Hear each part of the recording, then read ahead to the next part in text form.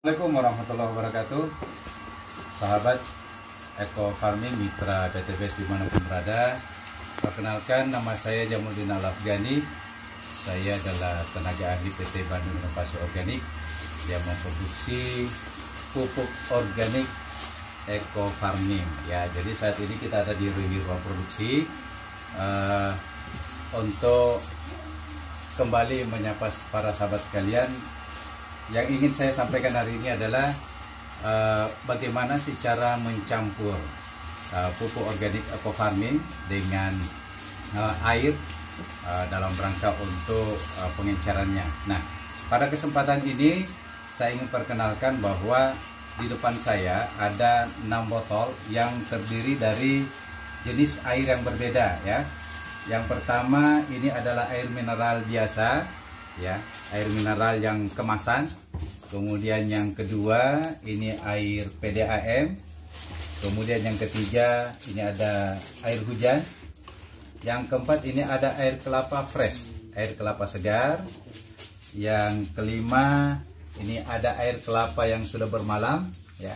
Dan yang terakhir adalah air cucian beras. Nah, keenam botol ini sahabat sekalian, ini akan kami teliti, akan kami uji lab dengan cara difermentasi untuk mengetahui mana di antara air-air ini yang paling efektif untuk mengembangbiakkan mikroba yang ada pada pupuk organik Eko Farming.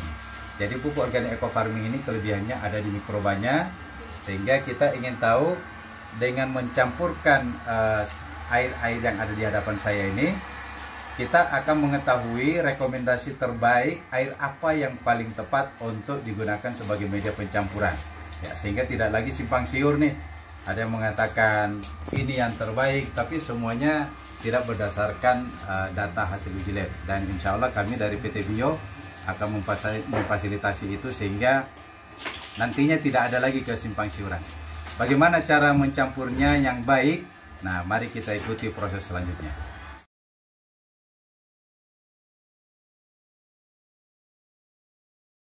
Para sahabat semua dimanapun berada, ini adalah makanan mikroba yang kita sudah siapkan glukosanya, gula pasir, atau ini adalah molasses, dan ini adalah gula merah ya, gula merah. Nah, bagaimana cara menggunakan makanan mikroba ini dalam proses pengenceran Eko Farming yang sudah dalam bentuk tube ini? Kita buka dari kemasannya.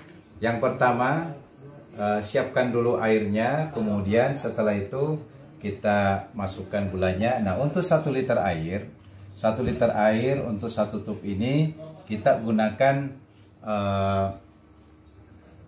glukosanya kurang lebih sekitar 50 ml. 50 ml. Nah, itu untuk yang difermentasi. Kalau teman-teman yang tidak ingin melakukan fermentasi, sekedar untuk makanan mikroba saja agar begitu diencerkan dia memiliki makanan, maka cukup menggunakan maksimal 10 mili saja supaya mikrobanya. Ini 50 mili kita siapkan karena dalam proses fermentasi mikroba akan berkembang biak. Nah, semakin banyak jumlah mikroba tentu jumlah makanannya juga dibutuhkan semakin besar, sehingga pemberian 50 mili ini kita anggap bahwa dalam jangka 1 pekan ya setelah bahan ini siap kita gunakan, itu mikroba-mikroba benar-benar tersedia makanan yang dibutuhkan. Nah, jadi langkah untuk melakukan pengenceran ya, kita akan mengikuti melihat SOP-nya sebagai berikut.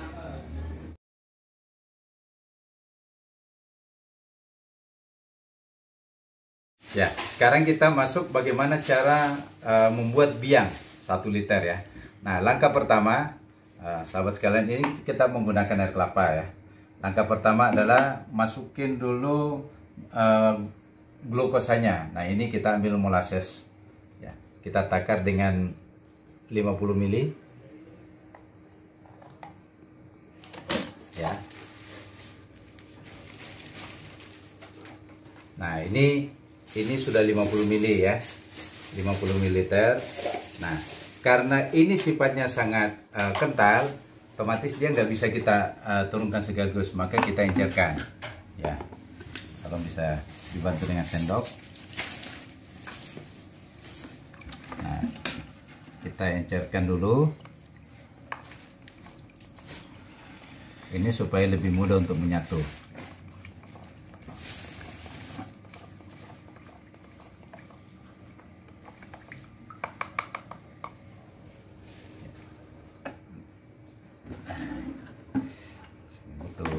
Butuh bantuan supaya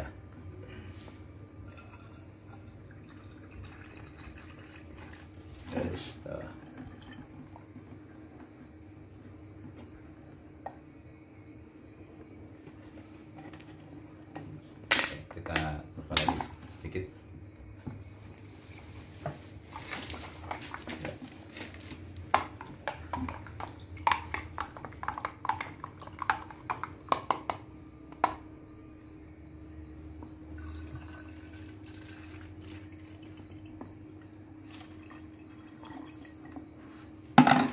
Nah, ini supaya lebih merata, ini kita kocok dulu. Jadi ingat ya, ini belum masuk, eco farmingnya belum masuk. Nah, selanjutnya ya, ini kita menggunakan ember lebih bagus. Kita, karena sudah ada glukosanya, eco farmingnya kita encerkan. Ya, ini sedikit saja dia sudah encer. Kita larutkan eco farmingnya.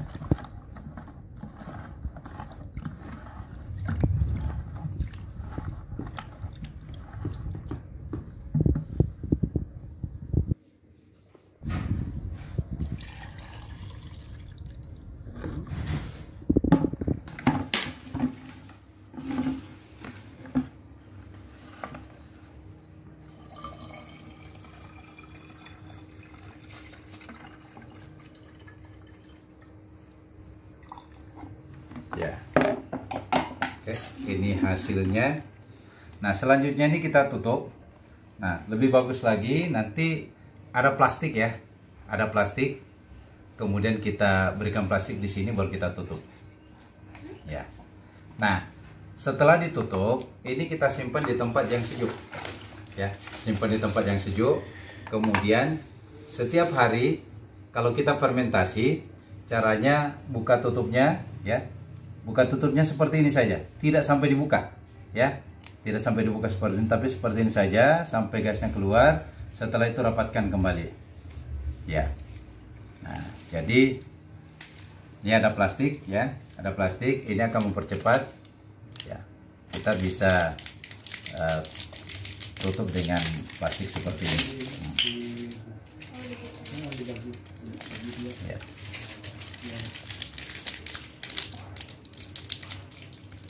Nah, ini sudah rapat. Nah, simpan di tempat yang tertutup. Nah, ini akan lebih bagus lagi ya. Ini akan lebih bagus lagi ketika kita punya plastik hitam seperti ini. Ya, kita tutup seperti ini. Kemudian ini diberikan karet. Ya. Berikan karet. Nah, disimpan seperti ini aja. Apa kelebihannya dengan ditutup plastik hitam? Mikrobanya akan lebih mudah berkembang biak.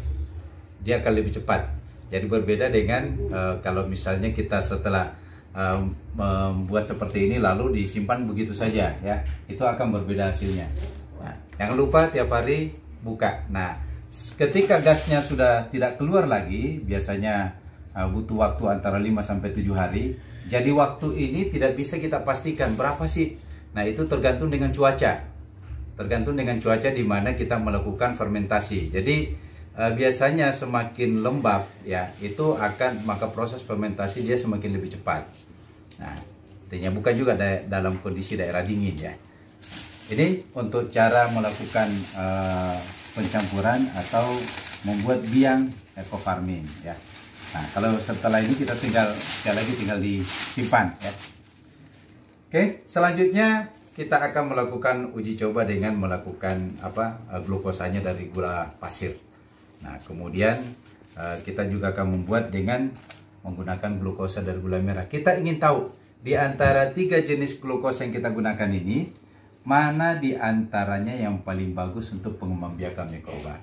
supaya teman-teman memahami dengan baik bagaimana sih cara membuat biang yang bagus, media apa yang kita gunakan. Oke, terima kasih.